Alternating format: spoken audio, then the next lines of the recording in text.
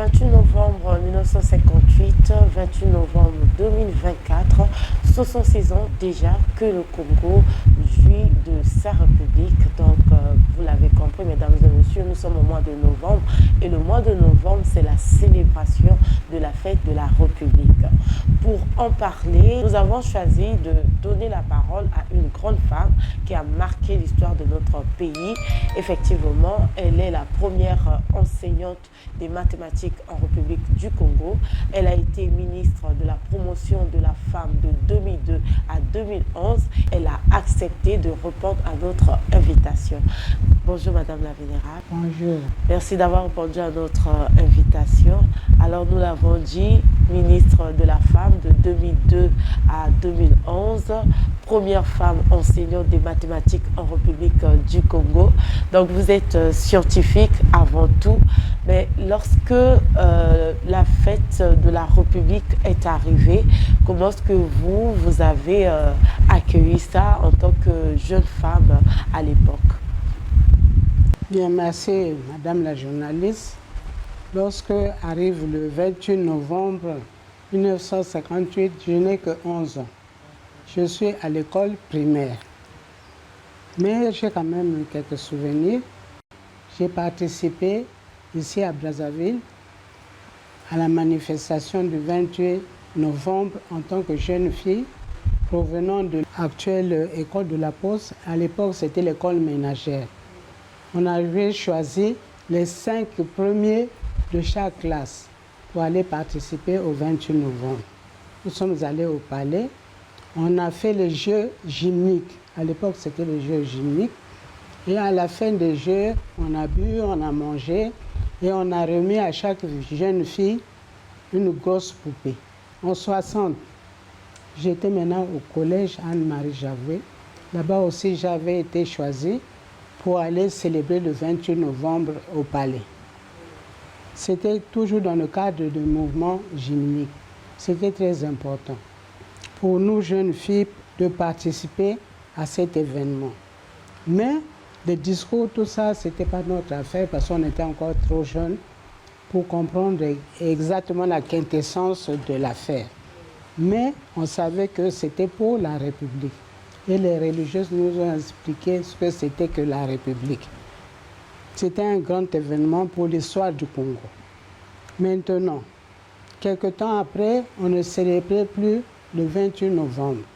Mais nous, dans le cadre de notre association des anciens ministres, ayant à la tête à l'époque le feu Premier ministre Mwamba Clément, nous avons célébré le 28 novembre au Palais du Parlement avec quelques invités. On s'est remémoré un peu ce que nous avons connu au Congo pendant la colonisation, ensuite au moment de l'indépendance. Et le 28 novembre, nous avons aussi fait une évocation. Et la deuxième année aussi, toujours dans le cadre de l'association des anciens ministres, au niveau de l'hôtel Mami Wata.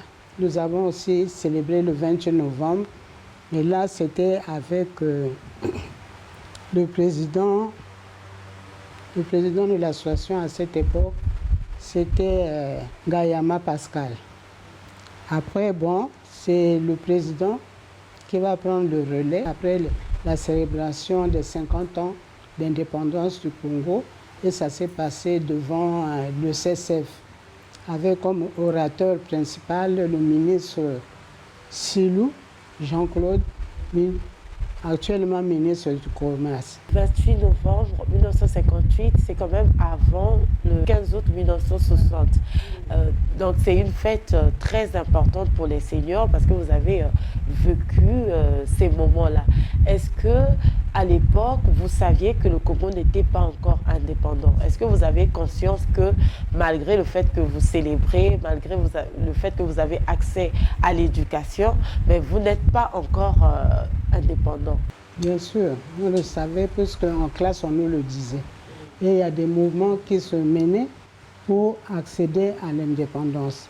Mais ceux qui ont participé au 28 novembre, c'était aussi des leaders politiques à l'époque, et il y avait les organisations des femmes affiliés à ces partis politiques. Je prendrai le cas de MCDDI. À la tête, on avait Kolela, mais le MCDDI est issu du parti de Philbert Youlou, du DDA, et le symbole était Caïman, et les femmes qui étaient à l'UDA, on les appelait les femmes Caïman. Ensuite, il y a eu le parti de Tchitchélé, à Pointe-Noire, qui avait aussi des femmes. Le MSA d'Opango, qui avait aussi des femmes. Et de notre côté, les femmes qui ont marqué notre présence, c'était Alice Badiangana, qui était là-bas aussi en tant que syndicaliste. Première femme syndicaliste au Congo, Alice Badiangana. Je citerai aussi Élise Thérèse Gamassa, qui a conduit la délégation de l'Union des femmes du Congo. Elle était aussi présidente de l'URFC à l'époque. Il y a aussi Claudette Yanza, qui était aussi la présidente de l'URFC. Elle est restée longtemps présidente de l'URFC. On remarque très bien que vous étiez très brillante, parce que toujours parmi les 5 premiers de la classe. Mais comment est-ce que vous devenez la première femme enseignante des mathématiques? C'est après ma formation à l'université. Quand je suis arrivée à l'université, j'ai eu comme professeur de maths qui m'a épaté. D'abord à l'école, au collège, Madame Lara, c'est une Angolaise. Son mari était dans les mouvements de libération de l'Angola, MPLA. Elle était au MPLA avec son mari. Elle nous enseignait les mathématiques. Et je travaillais très bien avec Madame Lara. Elle m'a dit plus tard, il faut choisir les mathématiques comme option. Je dis oui, je serai aussi enseignante parce que moi, je veux communiquer avec les plus jeunes. J'aime bien parler aux jeunes, même aux vieux qui ont l'esprit jeune, l'esprit d'innovation, l'esprit managérial. Et je suis arrivée à l'université, j'ai eu comme prof de maths, en ce moment il est avec moi au Parlement, Bibi Daniel, qui nous faisait maths supérieures. Et c'est là où est née ma vocation. Dès que je suis arrivée à l'ENES, les gens me disaient « Ah, tu as choisi les mathématiques ». Nous étions 2, Odette Senga et moi. Paix à son âme, Odette est décédée. Donc je suis restée jusqu'à présent. J'ai enseigné les mathématiques pendant 20 ans. Pendant 20 ans, j'ai enseigné les mathématiques, surtout les mathématiques modernes. Je trouvais que c'était proche de la réalité. Et ensuite, j'ai choisi la biologie. J'ai terminé par la biologie qui était proche de la réalité. Parce qu'au niveau de la biologie, j'ai travaillé avec une association où je suis jusqu'à présent. Et notre dada au niveau de l'ACBF, c'est la santé de la reproduction. La santé de la reproduction, et dans ce cadre, j'ai organisé beaucoup de séminaires, beaucoup d'ateliers sur la santé de la femme et de la jeune fille. Le phénomène fille-mère aussi nous préoccupe au premier chef. J'ai formé beaucoup de filles dans le cadre du managérial parce que nous partons du principe qu'un enfant qui met au monde doit être responsable de cet enfant. Même si les parents peuvent donner un coup de main, mais la grande responsabilité, c'est la fille. Pourquoi j'ai organisé des séminaires de renforcement de capacités managériales. Elles ont fait la couture, la broderie, la tôlerie. Il y en a qui sont même dans les ateliers de maçonnerie, tout ça, là, les jeunes filles que j'ai eu à former depuis Brazzaville, Pointe-Noire et dans d'autres localités. C'est ça ma grande joie. Donc, enseignante, fascinée par l'enseignement, par envie de partager son intelligence, comment est-ce que vous devenez femme politique? Femme politique parce que j'ai commencé le militantisme très jeune aussi. Déjà à l'école, nous avions le mouvement de scouts. J'étais éclaireuse.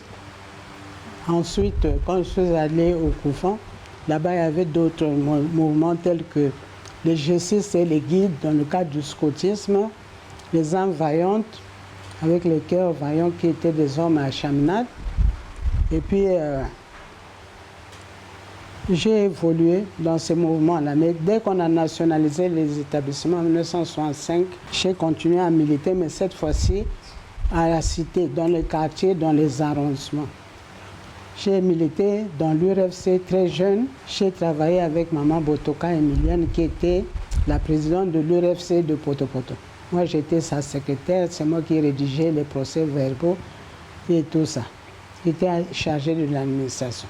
Et de là, vraiment, j'ai renforcé mes capacités managériales en politique. Je suis allé en formation en Allemagne. J'ai été formé en Allemagne, à Moscou, tout ça, et aux États-Unis. Quand je suis revenu, j'ai continué à servir mon pays et au niveau de l'administration et au niveau politique.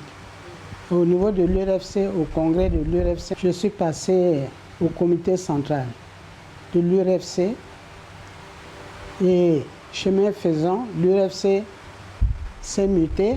Aujourd'hui, on parle de l'UFC. Je suis membre de l'UFC et je suis comité central de l'UFC. Et je félicite ma petite sœur, non seulement qui m'a succédé en tant que ministre, il y a eu après moi au moins 3 ou 4 qui ont pris le poste de la promotion de la femme. Mais la camarade Ngani, vraiment, je lui jette des fleurs, elle travaille très bien. Vraiment, chapeau à Madame Ngani, surtout par rapport à la loi que nous sommes en train de vulgariser, la loi Mouebara, de lutte contre toutes les violences faites aux femmes et aux filles. D'accord. Donc, repartons un peu à l'UFC. Vous êtes jeune femme, vous devenez militante. Pourquoi vous devenez militante? Est-ce que vous devenez militante tout en sachant que la politique fait bouger les choses ou tout simplement parce que vous êtes une jeune femme intellectuelle? Une jeune femme intellectuelle qui veut faire évoluer les autres filles. Parce que lorsque nous avons commencé l'URFC avec les mamans Moutou-Bayonne, les mamans Gamassa et autres, surtout maman Ekomba Céline, qui est restée longtemps aussi présidente de l'URFC. C'est elle la première présidente de l'URFC. La devise, c'était apprendre. Moi, c'est Nanga, il y avait même une chanson. Moi, c'est Nanga, Kota URFC, Oye Kola Malamuna Dondwa. Cela veut dire qu'au niveau de l'URFC, on formait les femmes dans tous les domaines. Le domaine scientifique, social, économique. Vraiment, je me rappelle encore 2 anecdotes.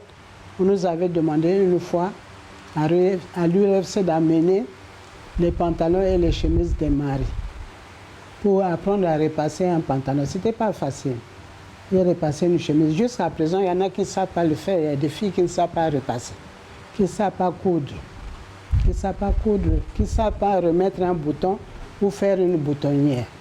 Chez nous, c'était une honte. Qu'une fille ne sache pas coudre, ne sache pas faire la couture, c'était une honte. Donc on nous a demandé d'amener les pantalons et les chemises des maris. On va nous montrer comment repasser. Il y a une qui lève le doigt, mais puis on l'a regardé, toute la salle a ri. Moi, je n'ai pas ri, moi je ne ris pas. Et pourquoi? Je dis, mais ce qui est en mobilité, on a canate, pourquoi mais lamba à moi nanayo, ou bien à cananayo, n'importe quel pantalon, au son du même, il y a cela, au inango, à l'action de il y a repasser. Il est dit qu'au Rwanda, célibataire à vite, on se marie à tout âge. Même à 60 ans, moi, Toko Benayo, Bovandi, ou Katula Kiadi. Ok. C'était bien. On apprenait beaucoup de choses. Et les femmes qui sortaient de l'URFC étaient les meilleures mères de famille. Parce qu'elles avaient déjà appris comment vivre en famille, comment tenir une famille. Voilà un peu le travail que nous avons fait. Et Maman Moutou-Bayonne nous a encouragés à aller de l'avant en faisant intégrer l'URFC au niveau des administrations. C'est Maman Moutou-Bayonne qui, en 1972, a intégré l'URFC dans les administrations. Les autres lui disaient, ah, yo, Kamati, Banabasi a Mukanda, on a otina, Nakati a bureau, mais Bakosala nyon surtout Balongola, Oko Longwawana, Bana wana, Kamati, Otina bureau, Bayevi Mukanda wana, Babiki Molayoana, Bako Kwesa. Même so Bakwesinga et Salani. to tika pe bana ba vanda ndenge wana te sans que ba yekola ba ko remplacer biso ndenge ni biso to ko lamba to sama kama so tout to l'accepter bango mais mokanda il faut ba kende ko leka biso so ba leki biso ya lie sengo pona kini na biso pona mboka na biso. Voilà un peu ce qui était un peu la devise de l'URFC. Seule la lutte libère. Alors, la femme congolaise a une très grande influence sur l'évolution de la République. Nous sommes en 2024 aujourd'hui. Vous parlez très bien de cette époque-là.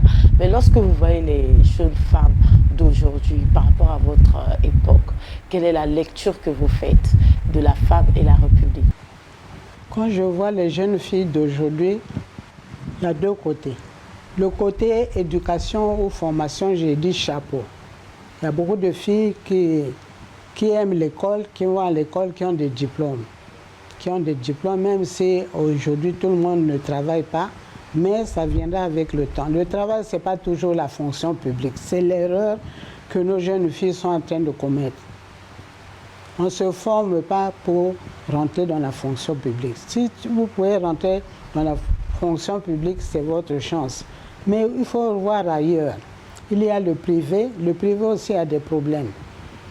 Il faut voir ailleurs, ou bien vous êtes votre propre entreprise. Vous pouvez aussi, il y a des formations en management qui vous montrent comment organiser une activité productrice, une activité génératrice de revenus pour faire face à ses besoins ou aux besoins des enfants. Moi, je trouve que là, c'est bien. Mais le deuxième côté, le côté moral. Nous, quand on grandissait, on nous disait qu'il faut respecter les aînés. Il faut aimer les aînés, il faut les respecter parce qu'ils sont des bibliothèques. Aujourd'hui, je suis en train de parler de mon époque. Vous dites que c'est le leadership féminin. Oui, je veux bien. Je suis leader. Mais pas leader pour moi-même, mais leader pour la République. Donc, en tant que leader de la République, je dois aider les plus jeunes à aller de l'avant.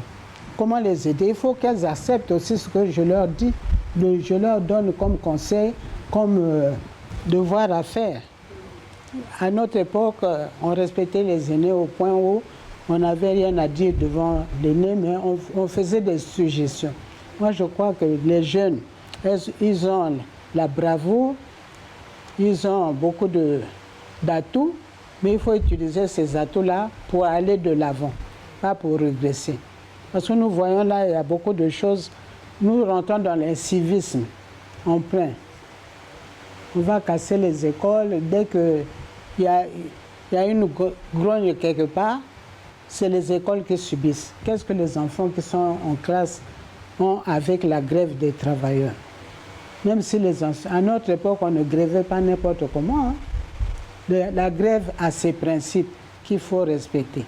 Je crois qu'il y a un chef de syndicat qui l'a même souligné que les grèves qu'on organise d'une manière comme ça, là, désordonnée, ne sont pas prises en compte. Il y a des principes pour gréver. Et quand vous ne suivez pas ces principes-là, votre grève n'est pas entendue. Je crois qu'il faut passer à la négociation, c'est ce qui est plus important, c'est négocier avec les partenaires. Quand vous négociez avec les partenaires, vous négociez avec l'État, vous pouvez avoir gain de cause. Notre commission, et au Sénat, je suis dans la commission éducation, et nous recevons beaucoup de gens. Les diplômés sans emploi, les gens, le président nous envoie souvent des dossiers de l'enseignement primaire et secondaire et de l'université. Ces dossiers, nous les traitons, nous faisons appel au chef de ces ministères, nous discutons avec eux, mais il y a beaucoup de dossiers qui ont eu gain de cause. Mais le malheur, c'est qu'ils ne reviennent pas pour nous dire, voilà, ça aboutit, moi j'ai été recruté, moi je n'ai pas été recruté. Je crois qu'il y a seulement quelques diplômés sans emploi là, qui sont revenus vers nous dire qu'ils ont été recrutés. C'est bien aussi de savoir que le travail que nous sommes en train de mener dans telle ou telle structure a abouti. C'est ça aussi le partage positif que nous devons faire entre la société et nous qui sommes dans les institutions. D'accord. Alors, vous êtes ministre de la Convention de la femme de 2002 à 2011. Comment pouvez-vous décrire cette expérience? L'expérience que je peux décrire de mon passage au ministère de la promotion de la femme, c'est une expérience qui m'aide beaucoup jusqu'à présent dans mes relations au niveau de la famille, au niveau le fait d'avoir côtoyé plusieurs enfants. Ça m'a donné vraiment le courage de savoir aussi comment me tenir devant les enfants des autres, devant les autorités et devant la société, devant les responsables. Être dans un parti politique, c'est aussi ça le respect de la hiérarchie. Il faut savoir respecter les aînés. Mais il y a un peu de laisser aller au niveau de la jeunesse. Les aînés, on ne les respecte pas beaucoup, alors que les aînés sont des bibliothèques. Moi, je crois que et la jeunesse, la bravoure de la jeunesse et l'expérience des aînés, c'est ça, mis ensemble, c'est ça qui va faire évoluer notre pays. Mais on ne doit pas se tourner le dos. Je crois que lorsque je suis les médias, KTO, par exemple, nous dit continuons la chaîne. Mais la chaîne que nous allons continuer, c'est la chaîne de solidarité entre nous, la chaîne d'amour et de patience. Il faut avoir la patience aussi dans ce qu'on fait. En tant que chrétienne, je dis aussi, il faut tenir compte de la Bible aussi. Dans la Bible, le premier commandement est le deuxième. C'est ça. Moi, quand quelqu'un me provoque ou quoi, je le renvoie toujours à la Bible en tant que chrétienne. Parce qu'il faut prendre le premier commandement et le deuxième. Et aimer son prochain comme soi-même, aimer Dieu avant tout et partout. L'amour du prochain, c'est important. S'il n'y a pas l'amour du prochain, on ne peut pas évoluer. Donc au niveau aussi chrétien, je vois qu'il y a aussi l'évolution. En ce moment, il y a des femmes, chez les catholiques par exemple, qui donnent la communion. C'est une évolution. À l'époque, les femmes au niveau de l'église, au niveau de la messe, ne donnaient pas la communion. Aujourd'hui, elles donnent la communion. Et il y a beaucoup de pasteurs femmes. C'est aussi une bonne évolution au niveau religieux. D'accord. Alors, vous avez connu la République sous le mono. Maintenant, on parle du multipartisme. Quel est votre regard par rapport à cela? Tout à l'heure, vous avez parlé du respect. Est-ce que vous pensez que le multipartisme a aussi son revers du médaille? Bien sûr, nous sommes dans le multipartisme. Normalement, ça devait marcher. Pourquoi? Parce que nous, par exemple, moi, je suis du PCT. Mais si le PCT qui est au pouvoir se trompe, les autres partis qui sont de l'opposition ou je ne sais pas du centre, ça doit être des gendarmes pour dire « Ah, arrêtez-vous là, parce que là, ça ne va pas. Ce que vous avez mis dans votre projet de société, on dirait que vous êtes en train de vous écarter de votre projet de société. » Mais on ne prend pas le micro pour dénigrer. Organisons plutôt des rencontres pour partager ensemble nos opinions. Au niveau du PCT, c'est ce que nous faisons. Quand il y a un petit problème, on convoque ou le comité central ou le bureau politique pour débattre. Ou encore le congrès. Le congrès aussi, c'est fait pour débattre des grandes questions de la République. Je crois que critiquer pour critiquer, c'est pas ça. Je crois que le dialogue, c'est le meilleur moment de dialoguer pour trouver une solution à n'importe quel problème qui s'oppose à la République. D'accord. Alors, qu'est-ce que vous pouvez dire aux jeunes femmes qui veulent se lancer dans les carrières dites des hommes? On voit qu'aujourd'hui, nous sommes au XXIe siècle, mais il y a encore des métiers, des parcours qui sont considérés comme les parcours réservés aux hommes. Qu'est-ce que vous pouvez dire aux femmes qui n'osent pas? Moi, je dirais aux femmes qui n'osent pas d'oser. Parce qu'il n'y a pas une carrière réservée aux hommes, réservée aux femmes. Il faut être ambitieuse. Il faut avoir une ambition, pas démesurée, mais par rapport à la formation, il faut se former. La première des choses, il faut connaître. Avant de décider quoi que ce soit, il faut connaître. Donc la formation est à la une de l'actualité.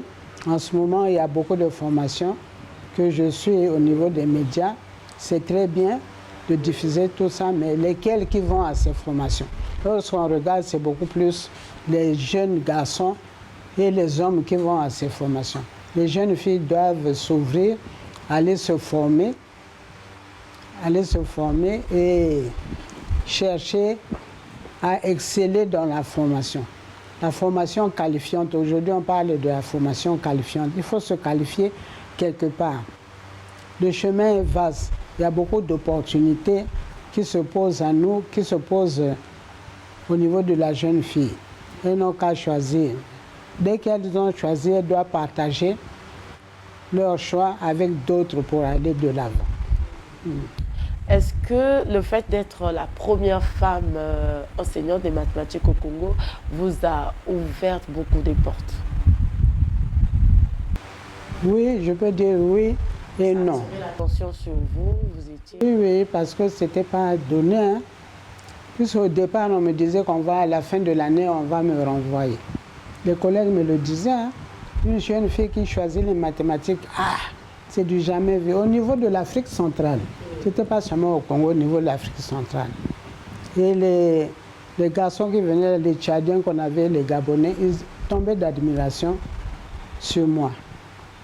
Les Congolais également. Moi, je crois que c'était une bonne chose. Et j'ai choisi les mathématiques par vocation. Mais à ma grande surprise, après moi, il y a beaucoup qui ont osé, qui enseignent les mathématiques, qui sont même très loin, qui au niveau international aussi brillent par leurs compétences. Je prendrais Madame Toumi, par exemple. Madame Toumi, vraiment, c'est notre référence actuellement sur le plan scientifique. D'accord. Alors aujourd'hui, on voit aussi le niveau de l'éducation. Hier, quand on parlait de la République du Congo, nous étions au top, nous étions parmi les pays où l'éducation, on avait un très bon système éducatif. Mais aujourd'hui, on constate qu'il y a beaucoup de défaillances dans notre système éducatif. Vous êtes enseignante, qu'est-ce que vous en dites? Vous avez raison, il y a beaucoup de défaillances. À l'époque du mono, on avait le premier prix de l'alphabétisation, le prix Kruskaya. Parce qu'on faisait du 100%. Au niveau de l'enseignement, primaire et secondaire, souvent le 100%. Même au niveau de l'alphabétisation, il y avait des centres d'alphabétisation pratiquement dans toutes les écoles. Mais les centres, beaucoup ont fermé. Mais là, le ministre est en train de faire beaucoup d'efforts pour la réouverture de ces centres et l'équipement de ces centres. Pendant le CEP adulte, j'ai sillonné au moins 2 établissements. J'étais émerveillée de voir des mamans et des papas qui vont au marché et qui sont venus prendre l'enseignement. C'est bien. Mais pour la plupart du temps, c'est les étrangers qui sont dans ces centres d'alphabétisation, ce qui n'est pas bien. Même un enfant, la scolarité, c'est jusqu'à 16 ans. Mais un enfant qui dépasse 16 ans, qui ne sait pas lire et écrire, c'est un crime pour les parents. Il faut remettre l'enfant sur les bancs de l'école. Quand il ne peut pas aller à l'école, il peut aller le soir au cours d'alphabétisation. Vous cherchez dans votre quartier s'il y a l'enseignement. On dit bien apprendre à lire et à écrire. Celui qui ne sait pas écrire son nom, ni lire son nom, c'est un mort. Donc il faut remettre l'enfant à l'école à partir de 16 ans pour qu'il reprenne à lire et écrire et à compter. Alors, nous sommes au XXIe siècle, nous l'avons dit, et on constate qu'il y a beaucoup de seniors qui regrettent le monopartisme. Vous avez parlé tout à l'heure de l'IRFC, de l'enseignement à l'époque qui était très bien organisé. Est-ce que vous êtes parmi les seniors qui regrettent aussi le mono? Moi, je ne peux pas regretter le mono. Je peux dire à chaque période, il y a des bonnes choses, il y a aussi des choses qui ne marchent pas. Pendant le mono, ceux qui regrettent, ils ne regrettent pas à tort. Parce qu'à l'époque du mono, on était quand même, l'école, on ne payait pas comme on paye aujourd'hui. Et les écoles privées, il n'y en avait pas comme il y en a à foison en ce moment. Tout le monde allait à l'école publique. Mais aujourd'hui, il y en a qui choisissent les écoles privées, ceux qui ont des moyens. Mais ceux qui n'ont pas de moyens, je leur conseillerais de ne pas prendre les écoles privées. Parce qu'après, c'est des problèmes. Tu ne sais pas payer la scolarité de ton enfant.